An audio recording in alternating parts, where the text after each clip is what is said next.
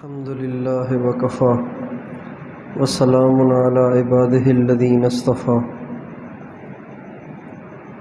خصوصا على خاتم الأنبياء سيدنا محمد المصطفى وعلى آله الأزكياء وأصحابه الأتقياء أما بعد۔ اللہ تعالیٰ کی ذات گرامی کو ایک شوق اور جذبہ ناپسند ہے اور ایک شوق اور جذبہ پسند ہے۔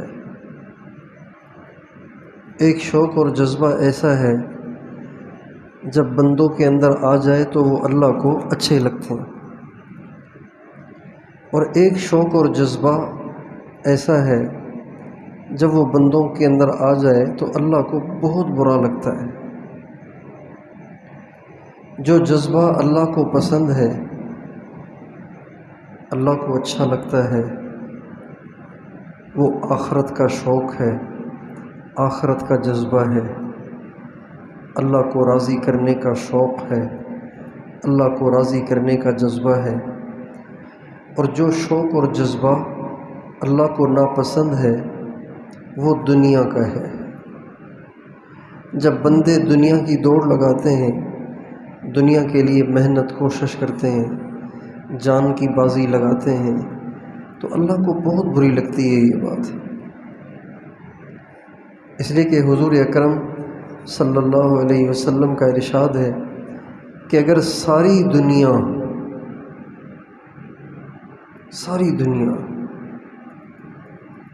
کتنی قیمتی ہے دنیا ہماری نظروں میں، ساری دنیا۔ اب یہ جو ٹکڑا ہے نا، وضو خانے والا ٹکڑا، چھوٹا سا ٹکڑا ہے یہ ہم نے 15 لاکھ کا لیا ہے۔ کتنے کا لیا ہے؟ 15 لاکھ روپے کا۔ صرف پلاٹ لیا ہے، تعمیر اس کے علاوہ ہے۔ ساری دنیا کتنی قیمتی ہے۔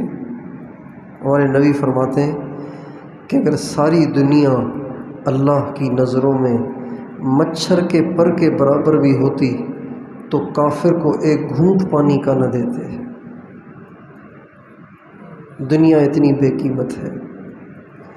جب لوگ اس دنیا کی دوڑ لگاتے ہیں، جس کو اللہ پاک گھٹیا سمجھتے ہیں، حقیر سمجھتے ہیں، ذلیل سمجھتے ہیں، تو اللہ تعالیٰ کو یہ بات بہت بری لگتی ہے۔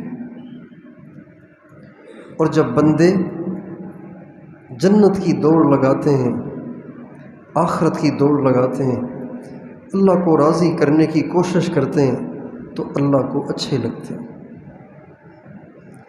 اس کی مثال بالکل یوں سمجھیں، جب بچے اپنا وقت کھیل میں ضائع کرتے ہیں، ماں باپ کو برے لگتے ہیں۔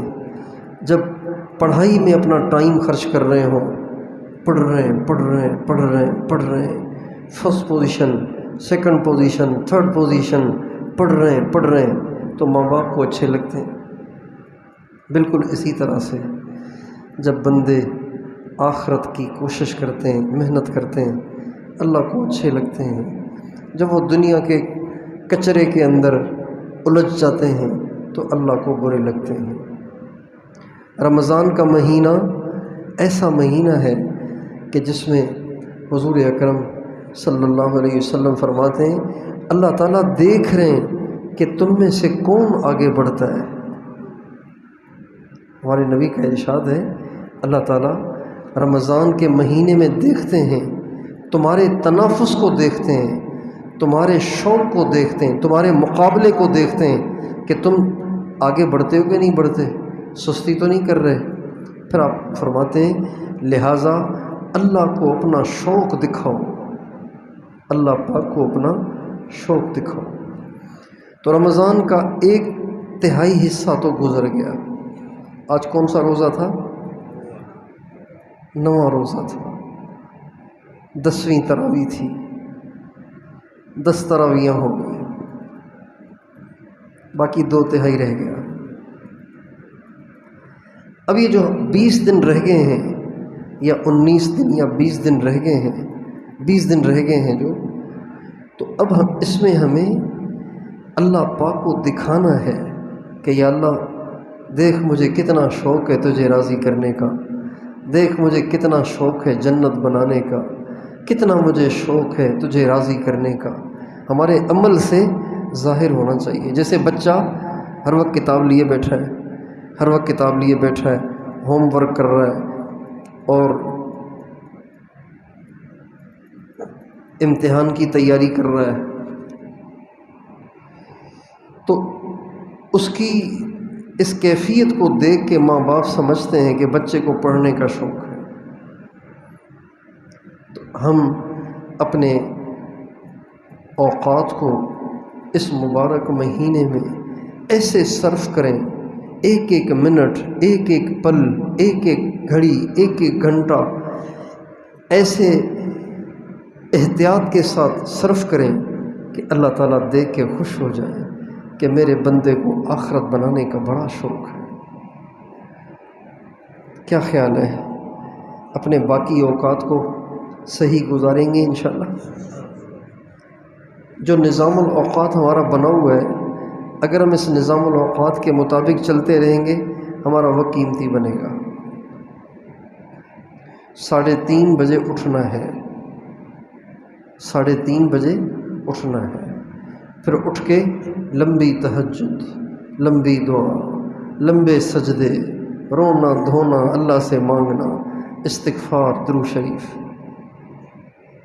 پھر سحری ہے، پھر فجر ہے، پھر درس ہے، پھر یاسین شریف ہے، پھر 40 منٹ مراقبہ ہے، پھر اشراق ہے، پھر آرام ہے، پھر اٹھ کے چاشت ہے، اور اس کے بعد گشت ہے، اس کے بعد تعلیم ہے، اس کے بعد پھر انفرادی معمولات ہیں، پھر اس کے بعد ظہر ہے، ظہر کے بعد بیان ہے، بیان کے بعد مراقبہ ہے، پھر اپنی تلاوت اور اعمال ہیں، عصر ہے، عصر کے بعد ختم خواجگان ہے، مغرب سے پہلے دعا ہے، پھر افطاری ہے، پھر تراویح ہے، تراویح کے بعد پھر تھوڑا سا مختصر سا مراقبہ ہے، پھر اس کے بعد اپنے بچے ہوئے معمولات کو پورا کرنا اور پھر جلدی سو جانا۔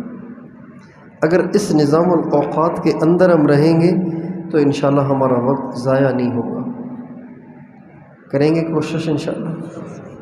اللہ تعالی ہم سب کو اپنے اوقات کو صحیح گزارنے کی توفیق عطا فرمائے۔